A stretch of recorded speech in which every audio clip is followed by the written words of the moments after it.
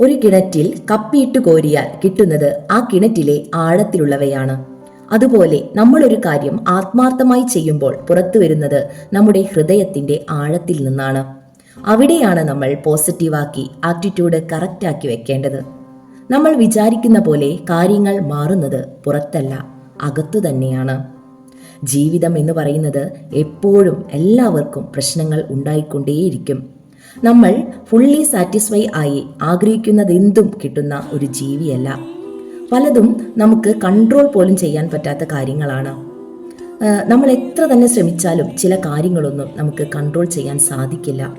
അതുകൊണ്ട് അൺകൺട്രോൾഡ് ആയ കാര്യത്തെക്കുറിച്ച് ടെൻഷൻ അടിക്കുന്നത് നിർത്തണം. എന്നിട്ട് നമുക്ക് കൺട്രോൾ ചെയ്യാൻ പറ്റുന്ന ചില കാര്യങ്ങളുണ്ട്. നമ്മുടെ റെസ്പോൺസ്, ഒരു കാര്യത്തോട് നമ്മൾ റിയാക്ട് ചെയ്യുന്ന രീതി, അല്ലെങ്കിൽ അതിനെ അപ്രോച്ച് ചെയ്യുന്ന രീതി, അല്ലെങ്കിൽ അതിനെ മനസ്സിലാക്കുന്ന രീതി, അതിലെല്ലാം നമുക്ക് ചേഞ്ച് കൊണ്ടുവരാൻ സാധിക്കുന്നവയാണ്. ഒരാൾ നമ്മളെ വേദനിപ്പിക്കുമ്പോൾ ആ വേദന നമ്മുടെ ഹൃദയത്തെ ടച്ച് ചെയ്യണോ എന്നുള്ളത് നമുക്ക് തീരുമാനിക്കാൻ പറ്റുന്ന ഒരു കാര്യമാണ്.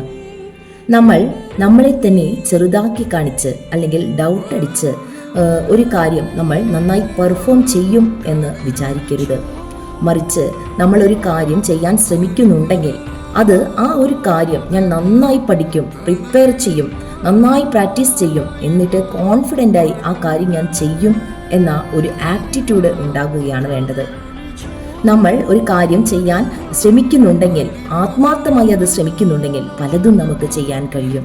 മറ്റുള്ളവരുമായി കമ്പയർ ചെയ്യാതെ നമ്മളെ നമ്മളായി തന്നെ നിലനിൽക്കാൻ പരിശ്രമിക്കുകയാണ് വേണ്ടത്.